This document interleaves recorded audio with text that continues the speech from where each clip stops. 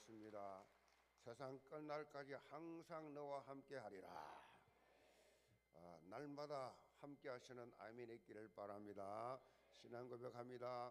주는 그리스도시요 살아계신 하나님의 아들이십니다. 아멘. 우리 서로 인사합시다. 복음적. Mari kita memberi salam kepada kanan kiri saudara. Mari kita memiliki iman sesuai dengan Injil.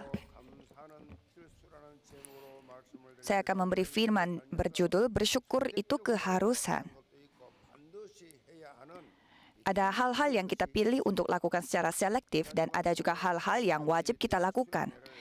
Jadi kemarin ada retret universitas yang diselenggarakan oleh Sinode dan saya menegaskan 봉사담 했는데 bahwa kita harus seperti Kaleb.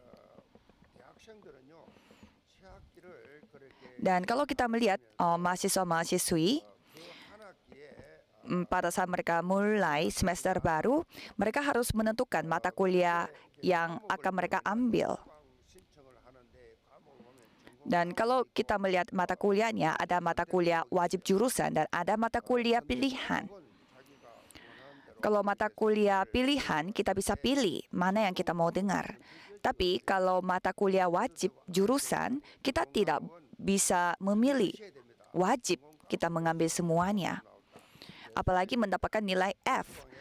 Mereka harus mengulangnya sampai mereka lulus, supaya mereka bisa memenuhi syarat kelulusan. 반드시 해야 되는 Maka mata kuliah wajib jurusan itu harus kita lakukan. 생활 속에 필수 과목 Jadi dalam kehidupan rohani kita 제목이 juga ada mata kuliah wajib, itu adalah bersyukur. Seperti yang tertulis dalam judul firman hari ini. Bukan hanya sekedar dari mulut kita bersyukur, tetapi bersyukur yang datang dari dalam jiwa kita. 고백해봅시다. Mari kita mengakui dengan mulut kita. Bersyukur adalah keharusan. 필수입니다. Bersyukur adalah keharusan. 아멘. Amin. 오늘 예배 드리고 나서 여러분 지금부터 Dan pada saat hari ini, 하더라도 setelah walaupun sebelum ini saudara jarang bersyukur, cobalah saudara berusaha untuk bersyukur. 하나님의 자녀에게는요 Bagi anak Allah, 하는 선택이 아니라 bersyukur itu bukan pilihan tetapi 감사는 kewajiban atau keharusan. 모든 것이 내가 원하는 대로 잘 Jadi kita bukannya bersyukur karena semua berjalan lancar menurut kemauan kita. 일하는보다 Kalau itu kita bersyukur dalam segala hal. Kalau kita bersyukur karena berjalan lancar, itu orang yang tidak percaya pun bisa melakukannya. 하나님 앞에 Jadi dalam kondisi apapun kita harus bisa bersyukur. 여러분 있기를 바랍니다. Jadi saya berdoa supaya saudara memiliki iman seperti demikian. Dan itulah sikap yang dimiliki oleh anak Allah. Dan kalau kita melihat firman kitab Kolose, Paulus menegaskan bahwa kita harus berulang-ulang mengucapkan rasa syukurnya. 그러니까 하나님께서 우리에게 주신 은혜를 생각 Jadi coba kita berpikir betapa besar anugerah yang Tuhan kasih kepada kami. 서신이 시작이 되지요. Dan itulah konten yang dimulai dengan kitab Kolose ini. 그러므로 너희가 Jadi Kolose 2 ayat 6-7, kamu telah menerima Kristus Yesus Tuhan kita, karena itu hendaklah hidupmu tetap di dalam Dia.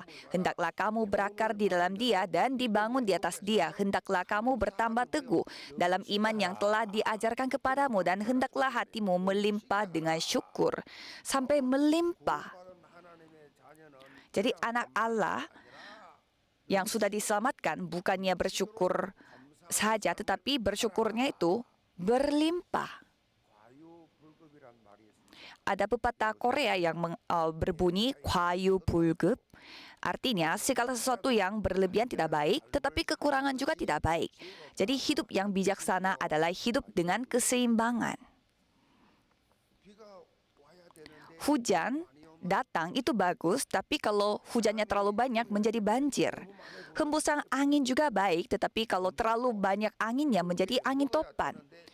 Kita makan juga baik, tetapi kalau makannya berlebihan, pasti itu tidak sehat. 주도 좋은 것이 Tetapi ada yang berlebihan. Berlebihan pun tetap baik pada kita, yaitu rasa syukur. 성령 충만한 Jadi rasa syukur itu 특징이에요. ada ciri-cirinya. Kalau misalkan orang yang menerima kepenuhan Roh Kudus, dia selalu ada karakter bersyukurnya. Jadi orang yang selalu bersyukur adalah orang yang dipenuhi Roh Kudus. Coba saudara periksa kembali apakah saudara dipenuhi Roh Kudus atau tidak. Apakah ada nggak rasa syukur itu berlimpah dalam hati kita? Apakah kita mengucap syukur kepada satu keluarga? Apakah saudara mengungkapkan rasa syukur saudara kepada orang-orang terdekat? Jadi Rasul Paulus menegaskan kehidupan bersyukur melalui firman hari ini. Jadilah orang yang bersyukur. Memujilah Tuhan Allah dengan hati bersyukur. Dikuatkan Yesus Kristus dan bersyukurlah kepada Tuhan Bapamu.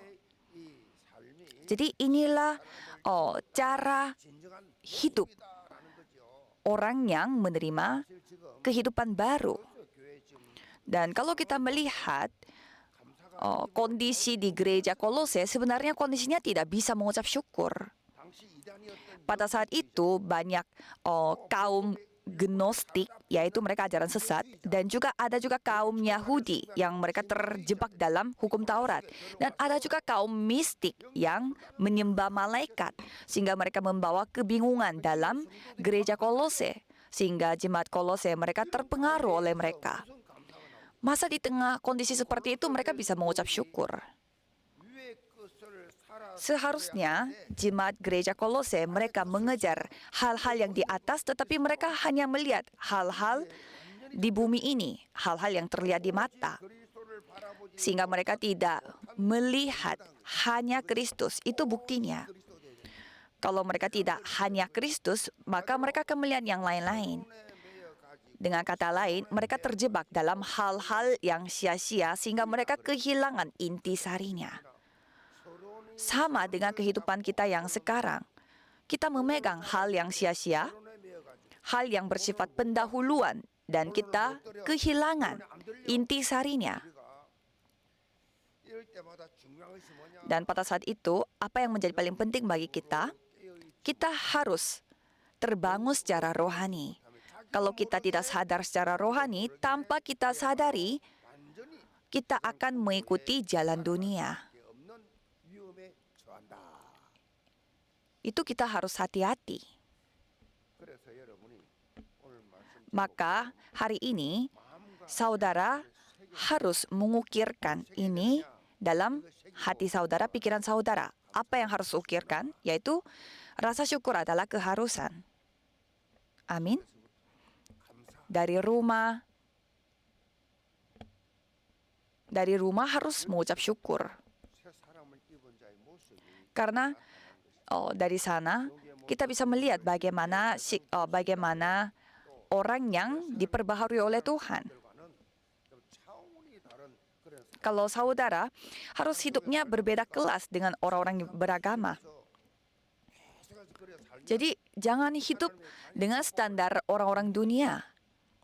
Jika demikian, saudara tidak akan menikmati berkat yang harus dinikmati oleh anak-anak Allah. Supaya orang-orang yang tidak percaya pun bisa melihat saudara dan mendapatkan pengaruh baik melalui secara rohani. Mari kita melihat ayat 12-14. Karena itu sebagai orang-orang pilihan Allah yang dikutuskan dan dikasihinya, kenakanlah belas kasihan, kemurahan, kerendahan hati, dan kelemah lembutan, dan kesabaran. Sabarlah kamu seorang terhadap yang lain, dan ampunilah seorang akan yang lain apabila yang seorang menaruh dendam terhadap yang lain. Sama seperti Tuhan telah mengampuni kamu, kamu perbuat juga demikian. Dan di atas semuanya itu, kenakanlah kasih sebagai pengikat yang mempersatukan dan menyempurnakan. Jadi, firman hari ini berkelanjutan dengan firman minggu lalu. Jadi, mari kita melepaskan semua baju yang kita kenakan pada manusia lama, tetapi pakailah manusia baru diperbaharui oleh Tuhan. Jadi intisari itu adalah rasa syukurnya. Rasul Paulus menegaskan lagi bagaimana identitas kita yang sudah diubah, yaitu orang yang dikasihinya, yang disucikan oleh Tuhan Allah. Jadi saudara adalah orang-orang pilihan Allah. Kalau bukan orang-orang pilihan Allah, tidak bisa hadir di ibadah ini. Itu buktinya saudara adalah orang pilihan Allah dan dikuduskan, dibedakan dengan yang lain. Itu bedanya kita dengan orang yang tidak percaya. Kita kudus karena kita telah diampuni semua dosanya. Tolong ikuti saya adalah orang kudus. Jadi saudara sudah dikuduskan karena kita adalah pilihan Allah. Dan sekarang kita dikasihinya. Jadi orang yang dikasihinya, orang disucikan, orang-orang pilihan Allah. Itu karakter dari identitas kita. Coba saudara merenungkan. Kalau saudara hidup menurut tolak ukur yang ditentukan oleh orang-orang dunia, saudara akan menjadi sedih. Tapi coba saudara fokus pada 3 hal ini. Jadi 3 hal ini adalah karakter dari bangsa Israel di Perjanjian Lama. Dan kalau kita melihat di firman Perjanjian Lama, konten ini, cerita ini terus diceritakan secara berulang-ulang. Karena rakyat Israel adalah pilihan Allah dan mereka dibedakan dengan yang lain. Dan sekarang, bukan hanya rakyat Israel, tapi kita semuanya bisa memiliki identitas itu jika kita percaya. Karena kita adalah rakyat Israel secara rohani. Kalau rakyat Israel, malah mereka tidak percaya Yesus. Padahal Yesus datang untuk menyempurnakan perjanjian lama, tetapi mereka malah membunuh Yesus itu. Sehingga sampai saat ini mereka menderita. Kalau tidak percaya Yesus menjadi seperti itu. Karena mereka tidak percaya kepada Yesus Kristus yang menjadi perantara Tuhan Allah dengan manusia. Sehingga hidupnya bagaimana? Sangat menyedihkan. Walaupun perempuan, semua perempuan dan laki-laki mereka harus pergi ke wajib militer kalau sudah 17 tahun. Mereka harus membawa pistol dan juga harus siap berperang. Karena Yerusalem itu harus selalu siap berperang karena mereka tinggalnya bersama dengan Palestina. Pasti mereka hidupnya dalam kekhawatiran. Itu semua berasal dari mana? Karena mereka tidak percaya Yesus.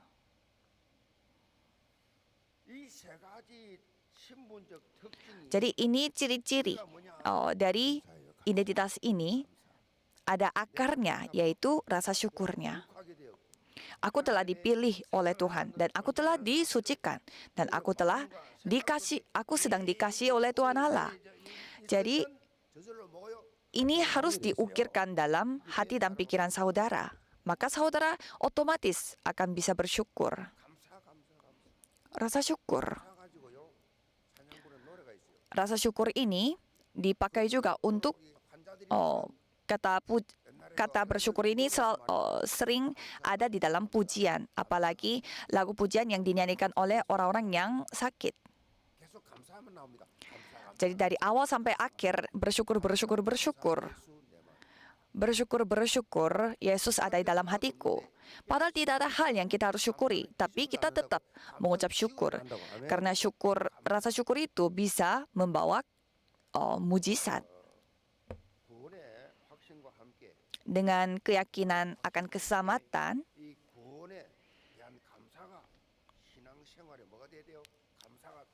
saudara harus saudara memiliki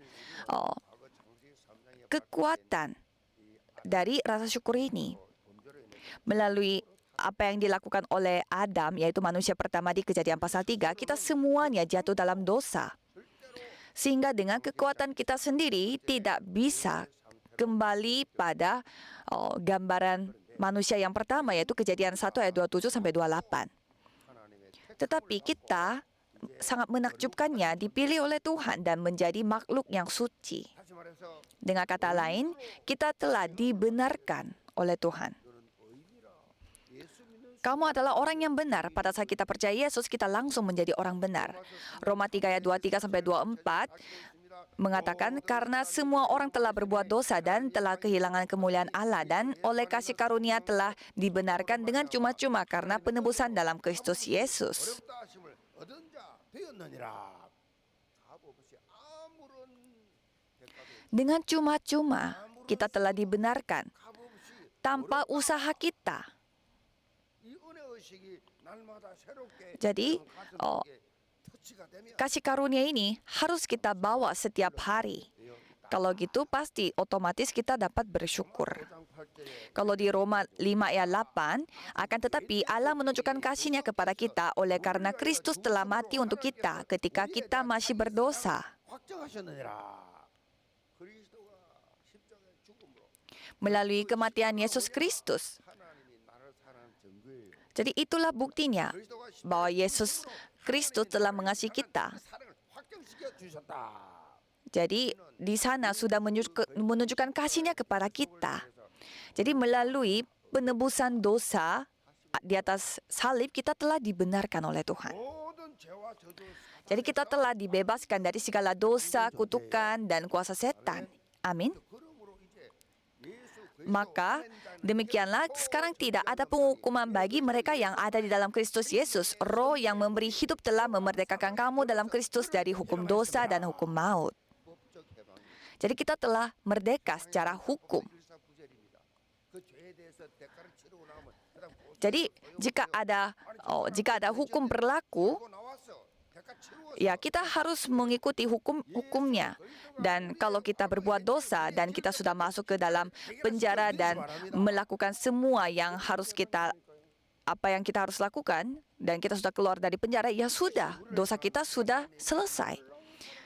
Jadi itu sistemnya. Itulah kasih Tuhan yang sangat menakjubkan.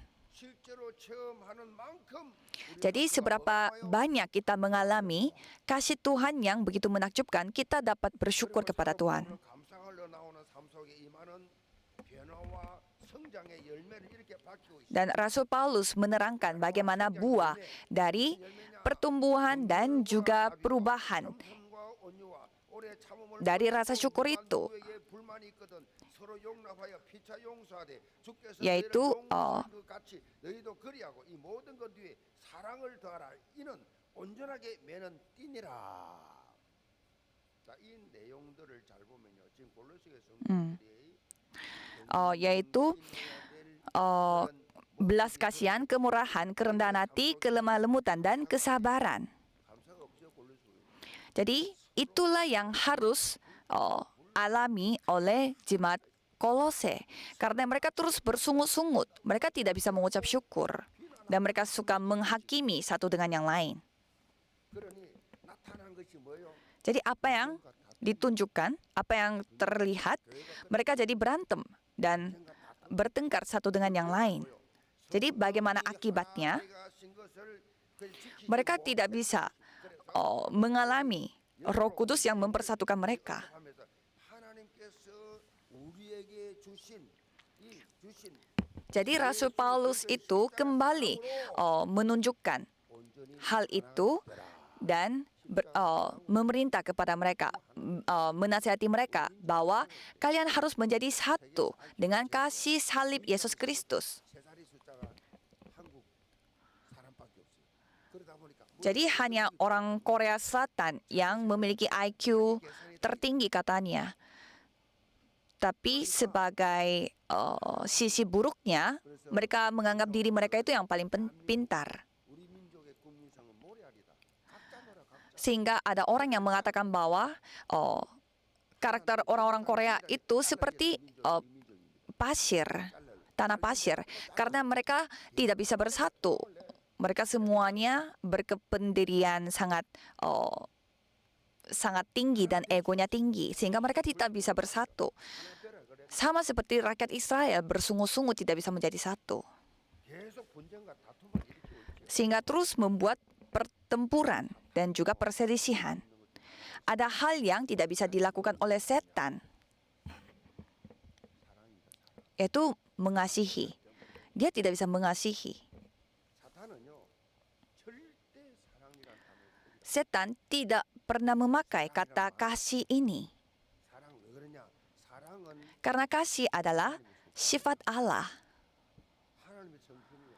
Dan inilah karakter Allah 하나님의 자녀의 dan sifat anak Allah yang diselamatkan. 사랑이죠. Harus ada kasih. 가족이 알죠.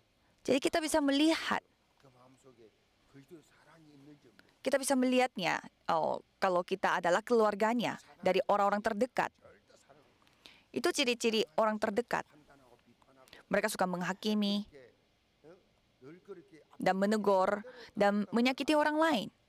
Mereka tidak bisa mengatakan, tidak bisa memuji orang lain. Dan setan tidak bisa melakukan satu lagi. Mereka tidak bisa bersatu. 하나가 안 돼요. Mereka tidak bisa bersatu.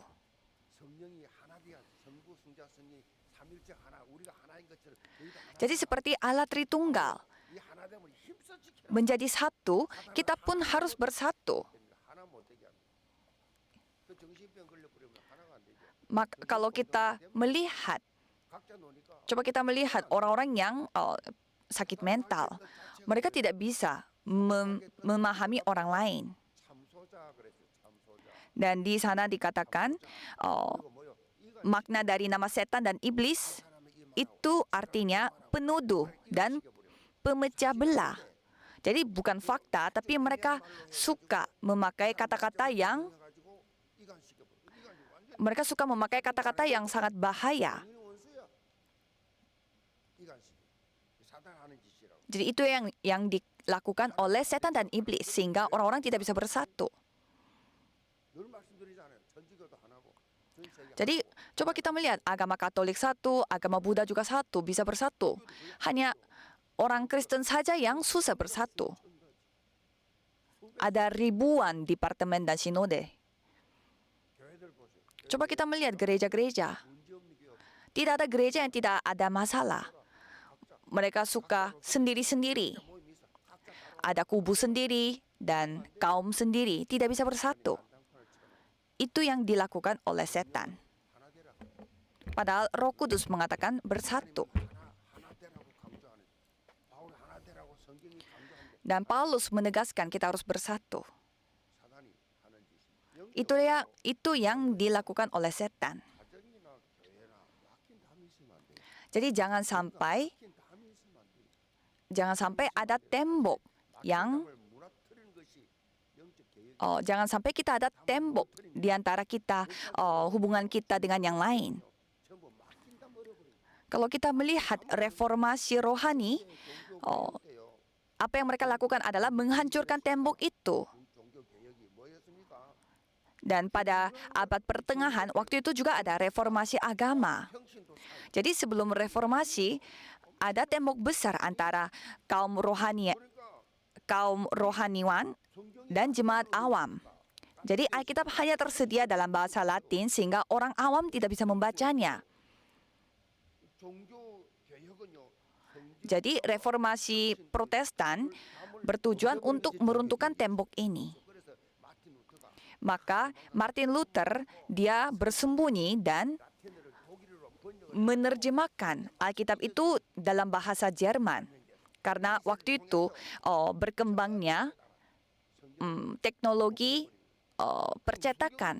Maka dari itu melalui buku yang sudah diterjemahkan dalam bahasa Jerman, semua orang bisa membacanya, membaca Alkitab. 그리스도 안에서 Sehingga di sana ia membawa doktrin yang menyatakan bahwa setiap orang percaya adalah imam di dalam Kristus. Semua orang bisa berdoa sendiri kepada Tuhan Allah, bisa memuji semua. 예배할 수 있다. Semua orang bisa beribadah. Semua orang adalah imam. 웨슬러가 일으킨 부흥의 특징이 Kebangkitan rohani yang dipimpin oleh John Wesley di Inggris memiliki ciri khas dalam meruntuhkan tembok status sosial. 당시 교회가 Pada saat itu, 부자들만 와요. gereja itu hanya untuk kaum kaya. Orang yang miskin tidak bisa datang ke gereja. 또 어느 정도 좀 잘 살아야 교회를 Harus keluarga lumayan berada saja yang bisa datang ke gereja. Apakah ini masuk akal? Hanya orang-orang kaya saja yang berkumpul di gereja. Orang yang bekerja tidak bisa datang ke gereja. Sehingga John Wesley sakit hati melihat kondisi tersebut, sehingga Wesley membawa Injil Yesus Kristus ini ke tambang-tambang. Dan ia mulai berkhotbah di atas dus apel yang ditutupi dengan kain sebagai mimbar. Dan dari sanalah kebangkitan rohani besar terjadi di Inggris pada abad ke-18.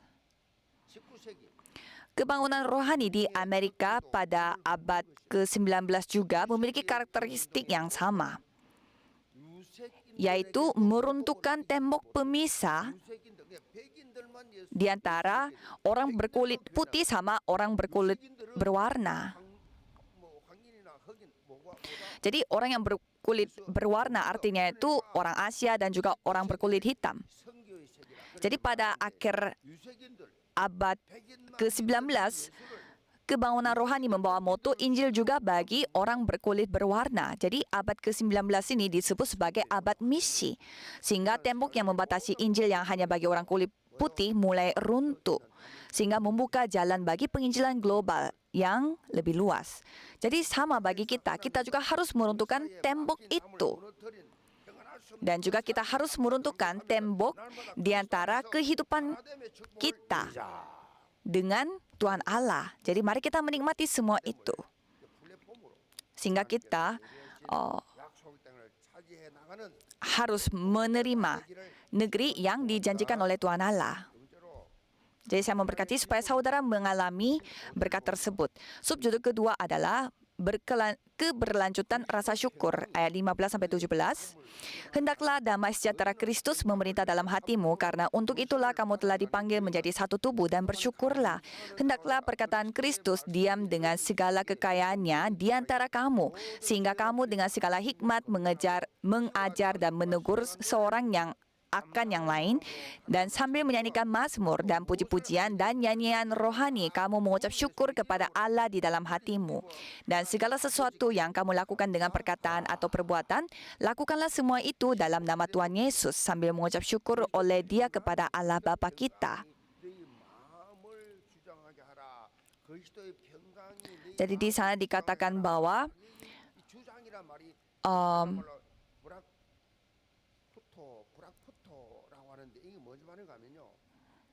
jadi kita harus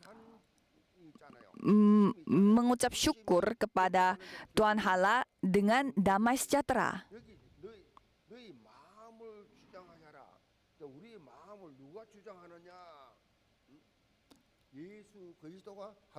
Jadi maksudnya damai sejahtera Kristus memerintah dalam hatimu. Jadi bukan aku yang memerintah dalam hati kita, tetapi harus damai sejahtera Kristus yang harus memerintah dalam hati kita.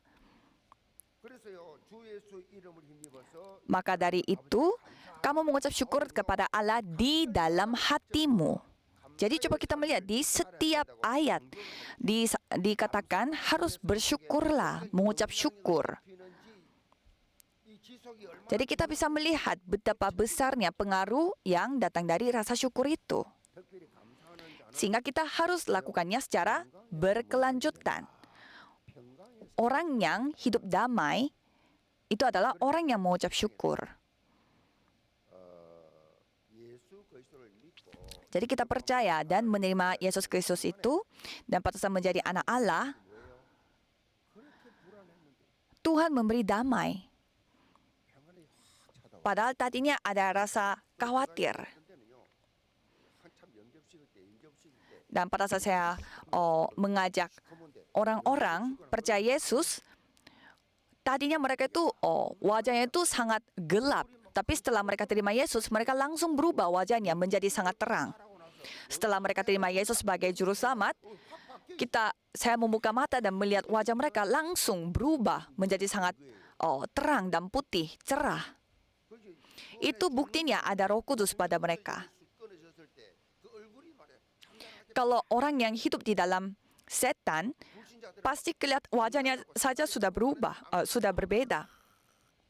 Apalagi orang yang pada saat dipanggil Tuhan, pada saat meninggal, orang yang dirasuki orang yang ada di dalam kuasa setan, mereka berusaha sekali untuk tidak mati. Tapi orang yang anak Allah, mereka tidak apa-apa karena mereka dipanggil ke kerajaan Allah. Jadi wajahnya, ekspresinya sudah berbeda jika orang yang percaya Yesus. 그 정상이에요. Jadi itu normal. 예수님하면서 왜 그래? Kalau kita melihat orang yang percaya itu kelihatannya sangat damai sejahtera dan kelihatannya sangat sukacita. Itulah ciri-ciri orang yang percaya. 그런데 이 사단이 말이요.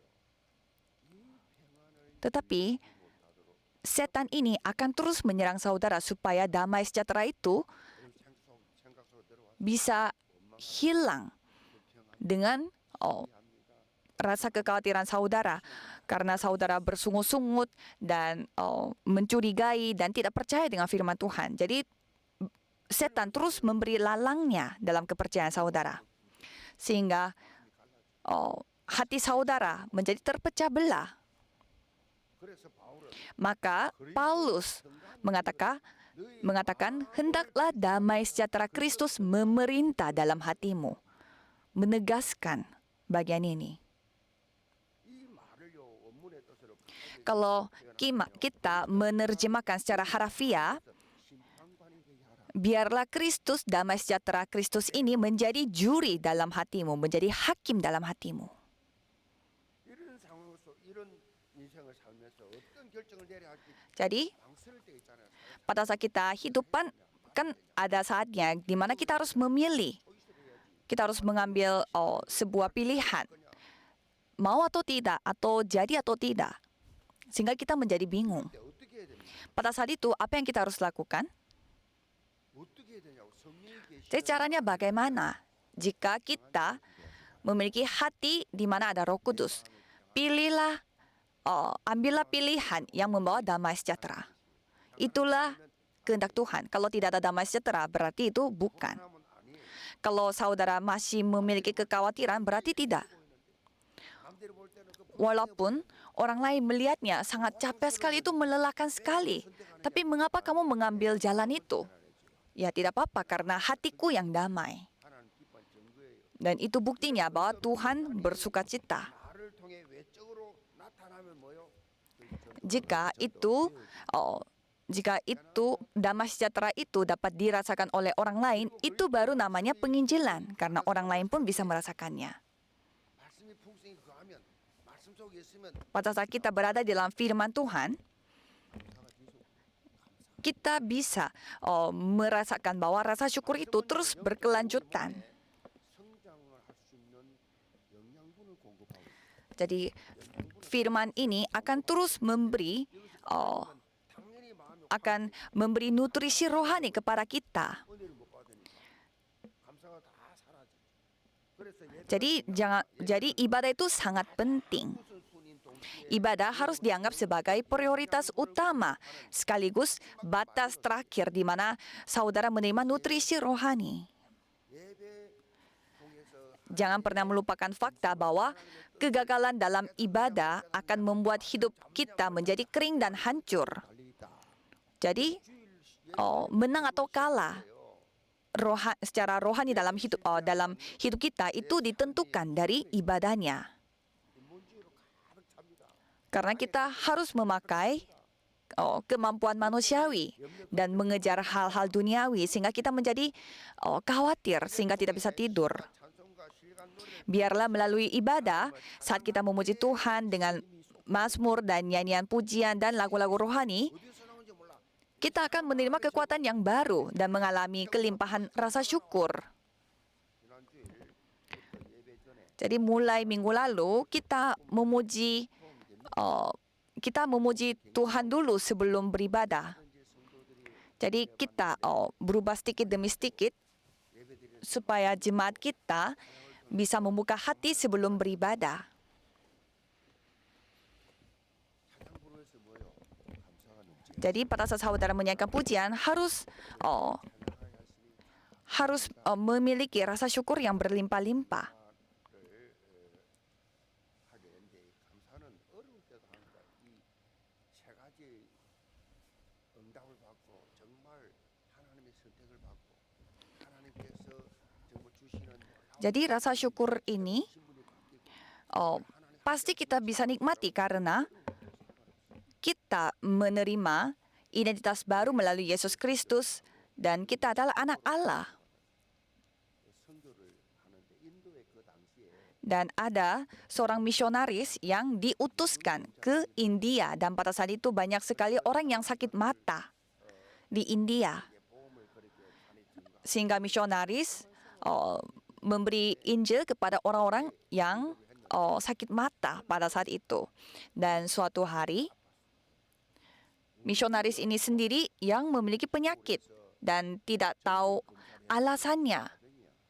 Dan pada saat dia cek darah di rumah sakit,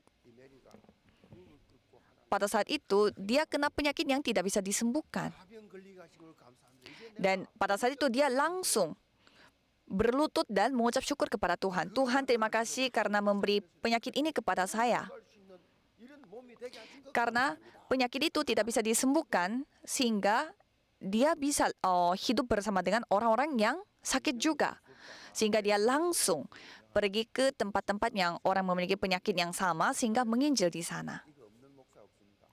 그 정도로 유명한 목사님인데 한 번은 이 집 Dan ada seorang pendeta yang sangat terkenal 강도를 만나 dan dia dirompak 얼마나 두 대를 맞았어요. sampai dipukul-pukul oleh 강도 가버렸는데 이 정신 oleh pencuri itu. 온몸이 폐쇄성이 Dan pada saat dia pulang rumah, dia tuh banyak sekali darah-darahnya. Jadi pendeta itu tetap mengucap syukur kepada Tuhan Allah. Tuhan, terima kasih karena telah menyelamatkan saya dan kembali melihat keluarga saya. Kalau saya tidak percaya Yesus, mungkin pasti saya hidupnya seperti pencuri itu, tetapi saya bisa percaya Yesus dan bisa hidup seperti demikian. Padahal dalam kondisi yang sangat melelahkan. Tapi mereka sudah mengalami kasih Tuhan yang secara bersumber. Bahagia itu hanya dimiliki oleh orang-orang yang bersyukur. Walaupun banyak uang dan makan enak, ada juga orang yang tidak bersyukur. Berarti itu orang yang tidak ada sukacitanya.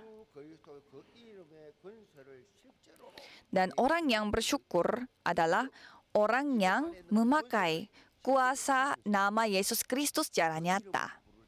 Pada saat kita memanggil namanya, 그 이름의 권세를 아는 사람 pada saat dia mengetahui betapa kuatnya kuasa nama tersebut, dia dapat bersyukur. Jadi panggillah nama Yesus Kristus dalam kehidupan sehari-hari saudara. Itulah berdoa, itulah doa senantiasa. Jadi Rasul Paulus menegaskan bahwa lakukanlah segala hal dalam Yesus Kristus dan mengucap syukurlah dalam segala hal. 예수 그리스도를 통해서 우리가 죄 사함을 받았어. Jadi kita telah mendapatkan pengampunan dosa melalui Yesus Kristus. 하나님의 나라가 Dan pada saat kita berdoa dalam nama Yesus Kristus, kegelapan menjadi hancur dan kerajaan Allah akan datang. Itu coba saudara alami. 시기 바랍니다. Panggillah nama Yesus Kristus. Walaupun saudara merasa capek, lelah, dan bersusah hatinya, panggillah nama Yesus Kristus. Kalau saudara menyanyikan pujiannya, atau saudara tidak bisa nyanyi, berarti cobalah saudara mendengarkan pujian tersebut. 하늘과 땅의 모든 권세를 가지신 그분이 Jadi kuasa yang di atas langit dan bumi ini, yaitu Tuhan Allah itu adalah Tuhan Bapa kita. Rasul Paulus menegaskan bahwa lakukanlah segala sesuatu dalam nama Yesus Kristus. 예수임을 강조하고 있잖아요. Jadi menegaskan betapa kuatnya nama Yesus Kristus ini. 어디 있든지 무엇을 하든지 Dan seluruh jemaat gereja Yewon, apapun yang saudara lakukan dan kemanapun saudara pergi, milikilah rasa syukur dalam Yesus Kristus. 현장 변화에 Sehingga menjadi tokoh utama dalam ladang saudara masing-masing. Kesimpulannya, belakangan ini, seiring dengan cuaca yang semakin dingin, peringatan tentang black ice sering muncul di berita sebagai bahaya besar bagi yang nyetir. Jadi teman-teman saya juga mengatakan bahwa kamu harus hati-hati ya nyetir. 조심하라고 뉴스에 많이 나잖아요. Jadi black ice ini adalah fenomena di mana lapisan tipis es terbentuk di permukaan jalan. Seolah-olah jalanan itu dilapisi dengan lapisan transparan. Karena es itu sendiri sebenarnya warnanya bening, tetapi karena lapisan es yang tipis tersebut menutupi aspal hitam, jadi es itu kelihatannya seperti warna hitam, sehingga dinamakan black ice. 차가 확 그냥 이 완전 차가워 버려. Saya juga, karena black ice itu, saya pernah juga, mobil saya sampai kena licinnya. 얇은 얼음에 검은 아스팔트가 투명돼 있다 보니 Jadi karena hampir tidak terlihat dengan mata telanjang, black ice menjadi faktor berbahaya dalam berkendara. 블랙 아이스를 모르고 Jika seseorang tidak menyadari black ice dan tiba-tiba menginjak rem, itu mobilnya bisa tergelincir dan menyebabkan kecelakaan besar. Hal yang sama berlaku ketika kita berjalan di atas permukaan yang licin. Jadi setan pun secara rohani menaruh black ice ini dalam jalan kita. 하지 못할 환경 Jadi membuat kondisi di mana kita tidak bisa mengucap syukur. 불평불만하도록 Supaya kita terus bersungut-sungut 블랙 아이스를 깔아놓고 있기 때문에 karena mereka menaruh black ice itu, sehingga kalau kita tidak terbangun, tidak tersadar secara rohani, kita akan kena semua bahayanya dari black ice rohani itu. Jadi milikilah pandangan rohani yang dimulai dari rasa syukur dan ditutup juga dengan rasa syukur.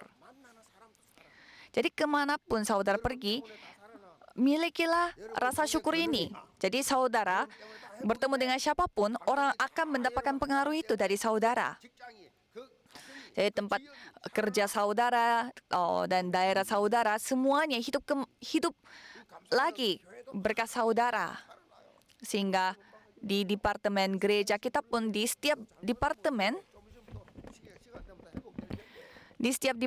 pun hidup kembali. 하지도 일어나지도 않은 일을 미리 걱정하는 사람들 많잖아요. Jadi jangan khawatir. Jadi kalau misalkan suatu hal yang terjadi, ya biarkan saja. Nanti akan dipulihkan sendiri. 쇠가지를 기준한 이 감사가 내 영혼 속에 일어나서 가는 현장마다 복음 회복, 생명의 역동이 일어나는 이 일의 주역이 되는 영계 전성도 되기를 Jadi saya memberkati saudara supaya seluruh jemaat gereja Yeon dapat memulihkan rasa syukur itu. Mari kita tutup dengan doa. Tuhan, terima kasih karena semua jemaat mereka hidup dalam kondisi yang bersusah hati dan juga khawatir dan juga cemas dan lain-lain. Dan walaupun setan terus membawa black ice ini dalam jalan kita, tetapi biarlah kami tetap bersyukur 회복되는 날이 dan dapat dipulihkan oleh Tuhan, supaya dalam kondisi apapun kami dapat mengucap syukur, supaya kemanapun kami pergi, kami bisa menjadi anak-Mu yang dapat membawa pengaruh baik secara rohani kepada semua orang yang kita temui. Dalam nama Yesus Kristus kami berdoa. Amin.